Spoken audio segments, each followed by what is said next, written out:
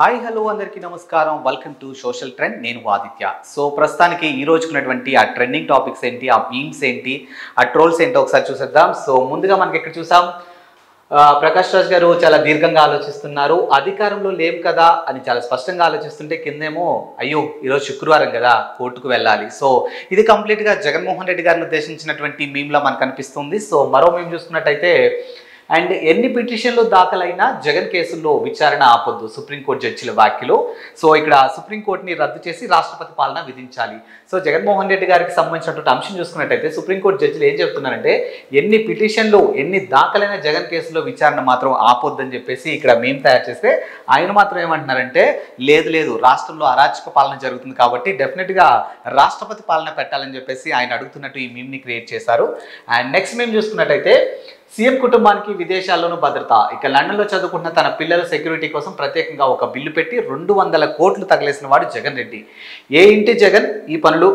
So Jaganmohan Reddy ఇండియాలో కాకుండా, తన రాష్ట్రంలో కాకుండా పక్క దేశంలో ఉన్నటువంటి తన పిల్లలకు కూడా సెక్యూరిటీ కోసం అని చెప్పేసి దాదాపుగా 200 కోట్లు తగిలేసినట్టు ఒక అంశం అయితే బయటకు వచ్చింది. సో ఆయన ఇప్పుడు అందరూ అడుగుతున్నట్టు ఏంటి జగన్ ఈ పనులు అని చెప్పేసి ఆయన అడుగుతున్నట్టు మనకి ఇక్కడ వార్త అయితే కనిపిస్తుంది అనమాట. అండ్ నెక్స్ట్ చూసుకున్నట్టయితే, వంగలపూడి అనిత గారు అలాగే సునీత గారు మాట్లాడుకున్నట్టు, హోంమంత్రి అనితతో వివేక కుమార్తె వైఎస్ సునీత భేటీ. ఇక వివేక కేసులో సిబిఐకి పూర్తి సహకారం అందిస్తామని చెప్పిన హోంమంత్రి.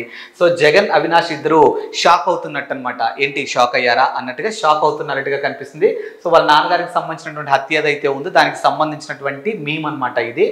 అండ్ నెక్స్ట్ చూసుకున్నట్టయితే, దేవుడు చాలా దుర్మార్గుడు భారతి, సింపతి మింగడానికి శవాలు దొరికాయని ఆనందపడేలోపే సునీతమ్మని హోమ్ మినిస్టర్ దగ్గరికి పంపి బాబాయ్ శవాన్ని గుర్తు చేస్తున్నాడు. సో ఇప్పుడిప్పుడే నేను కోలుకుంటున్నాను, సింపతి నా మీద వస్తుంది అనుకున్న టైంలో హోంమంత్రి అనిత గారి దగ్గరికి సునీతని పంపించి మళ్ళీ ఆ కేసు ఏదైతే ఉందో దాన్ని మళ్ళీ రీస్టార్ట్ చేసేలా ఉన్నారు అని చెప్పేసి ఇక్కడ ఒక మీమ్ని అయితే క్రియేట్ చేయడం జరిగిందనమాట. అండ్ నెక్స్ట్ మేము చూసుకున్నట్టయితే, ఆగస్టు 15 నుంచి ఆర్టీసీ బస్సుల్లో మహిళలకు ఉచిత ప్రయాణం, ఇక తల్లికి వందనం, అన్నా క్యాంటీన్ల పథకాలు అమలు. సో పథకాలు అని గోల చేశారు కదా, ఇప్పుడు మాట్లాడరే, ఇక రే మాట్లాడు నీ అబ్బా మాట్లాడరా అంటే లైక్ వాళ్ళ పాలన వచ్చి దాదాపు ఒక 56 రోజులేమవుతుంది ఇంచుమించు. ఇప్పటి వరకు మీరు ఏవైతే పథకాలు అన్నారో ఆ పథకాల గురించి ఇప్పటివరకు మాట్లాడలేదు, ఆ పథకాల గురించి ఇప్పటివరకు మీరు ఏమీ ప్రస్తావన కూడా తీసుకురావట్లేదని చెప్పేసి అనుకుంటున్న టైంలో ఆగస్టు 15 నుంచి ఆర్టీసీ బస్సు ఫ్రీ, అలాగే తల్లికి వందనం, అన్నా క్యాంటీన్లు ఇవన్నీ స్టార్ట్ చేయబోతున్నామని చెప్పి ఇప్పుడు అఫీషియల్గా అనౌన్స్ చేశారు. మరి ఇప్పుడు ఎందుకు మాట్లాడరా వాటి గురించి అని చెప్పేసి సూర్య గారు క్వశ్చన్ చేస్తున్నట్టు ఇక్కడ ఒక మీమ్ అయితే క్రియేట్ చేశారనమాట. అండ్ నెక్స్ట్ మేము చూసుకున్నట్టయితే, చూడు మాకు ఈ 5 రూపాయలు సరిపోవడం లేదు, ఇక పేటిఎం బ్యాచ్ 11 రూపాయలు చేస్తావా లేదా.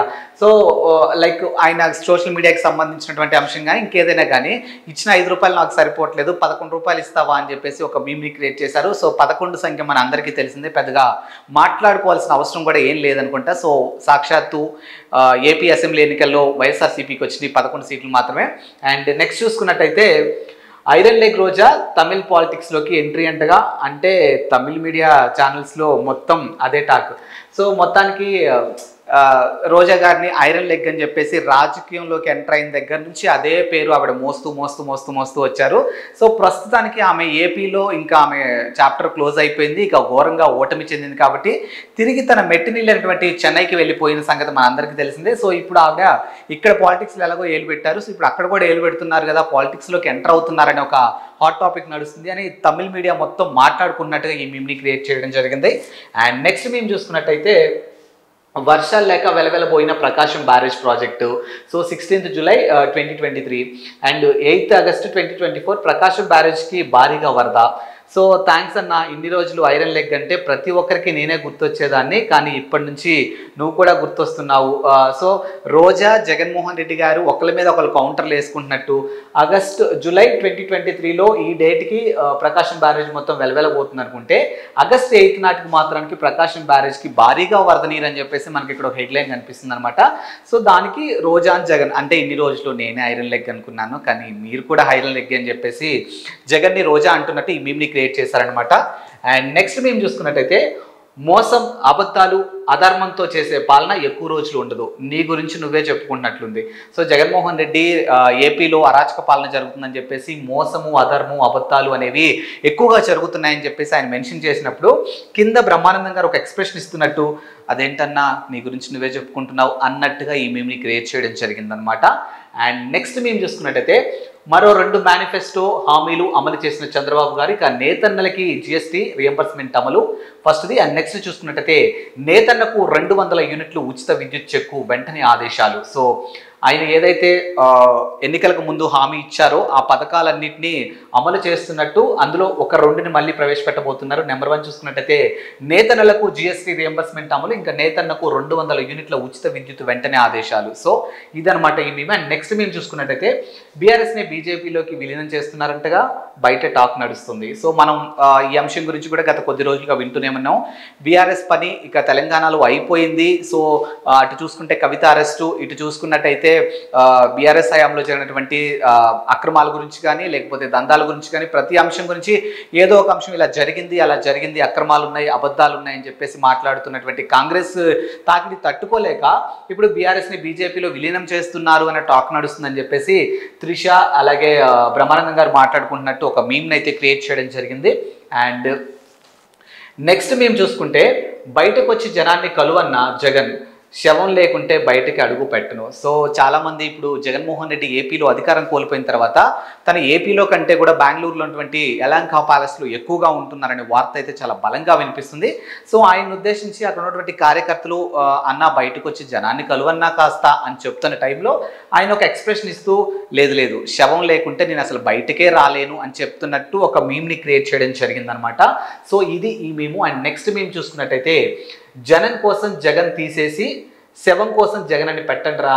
సో ఇక్కడ కూడా జగన్మోహన్ రెడ్డి గారిని ఉద్దేశించి క్రియేట్ చేసినటువంటి మీమ్లా ఉందన్నమాట. సో బ్రహ్మానందం గారు అంటున్నట్టు జనం కోసం జగన్ అని తీసేసి ప్రీవియస్గా ఎలక్షన్స్కి ముందు క్యాంపెయినింగ్లోనూ లేకపోతే ఆయన అధికారంలో ఉన్నప్పుడు జనం కోసం జగన్ అని ఎలా అయితే అన్నారు, ఇప్పుడు ఆ పదం తీసేసి శవం కోసం జగన్ అని పెట్టండిరా అని చెప్పేసి క్రియేట్ చేసినటువంటి మీమ్ అనమాట ఇది. అండ్ నెక్స్ట్ మేము చూసుకున్నట్టయితే గవర్నమెంట్ తనకి ఇస్తున్నటువంటి 54 మంది సెక్యూరిటీ సరిపోదంటూ ఇంకా అదనంగా 900 మంది సెక్యూరిటీ కావాలని హైకోర్టు పిటిషన్ వేసినటువంటి జగన్.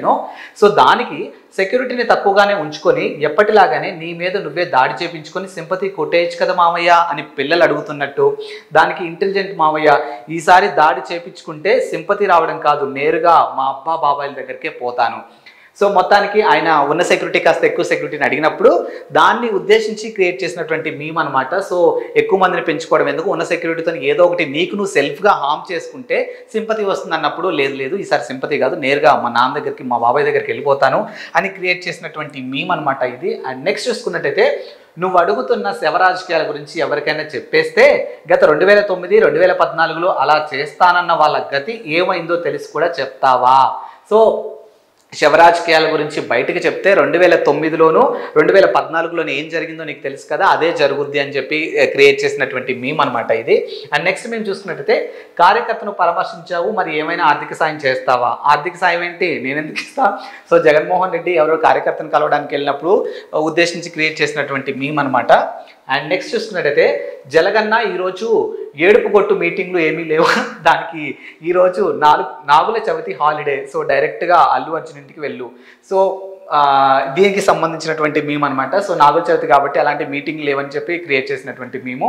అండ్ నెక్స్ట్ చూసుకున్నట్టయితే జల్లి కాకినాడ పంట కాలువ శుభ్రం చేయకముందు శుభ్రం చేసిన తర్వాత వీళ్ళు ఈ రకంగా డెవలప్ చేసుకుంటూ పోతే ఇంకో 20 ఏళ్ళైనా మనం గెలవలేము. సో జగన్మోహన్ రెడ్డి అధికారంలో ఉన్న పిక్చర్ని తీసుకొని ఆయన అధికారం పోయిన తర్వాత పిక్చర్ని తీసుకొని క్రియేట్ చేసినటువంటి మీమ్ అనమాట ఇది. అండ్ నెక్స్ట్ మేము చూసుకున్నట్టయితే చాలా కాన్ఫిడెంట్గా అదేదో సాధారణ ప్రజలు గుడిసి అనుకుంటున్నావు కదా, ఏం కాదా ఏపీ ప్రజలు, కాదు 5 ఏళ్లలో పోలీస్ వ్యవస్థని ఉద్ధరించామని చెప్పుకుంటున్నటువంటి జలగన్న పాలనలో ఉన్నటువంటి పోలీస్ స్టేషన్ అనమాట. సో పోలీస్ స్టేషన్ని పిక్గా తీసుకొని దాన్ని క్రియేట్ చేసినటువంటి మీమ్ అనమాట ఇది. అండ్ సో బాబు వచ్చాడు నీళ్ళు వచ్చాయి అంటూ ఒక మీమ్ని క్రియేట్ చేయడం జరిగిందనమాట. అండ్ నెక్స్ట్ మేము చూసుకున్నట్టయితే మాకు మా నాన్న కావాలి, మేమందరం ఫోన్ వీడియో కాల్స్ వరకే పరిమితం అయ్యామమ్మా. సో దువ్వాడకి సంబంధించినటువంటి దువ్వాడ శ్రీనివాస్ గారికి సంబంధించినటువంటి మీమ్ అనమాట ఇది. డైరెక్ట్గా ఇంట్లోనే సెటప్ని పెట్టేసావంటగా, అమ్మో మామూలోడివి కాదయ్యా. సో దువ్వాడ శ్రీనివాస్కి సంబంధించిన ఒక అంశం మనం చూస్తూనే ఉన్నాం. సో దానికి సంబంధించినటువంటి మీమ్ అనమాట ఇది. అండ్ సో మొత్తానికి ఈ రోజు కాను ట్రెండింగ్లో ఉన్నటువంటి మీమ్స్ ఇవి. సో మరో ఎపిసోడ్తో మళ్ళీ కలుద్దాం. అంతవరకు సెలవు. చూస్తూనే ఉండండి అవర్ ఛానల్. నమస్కారం.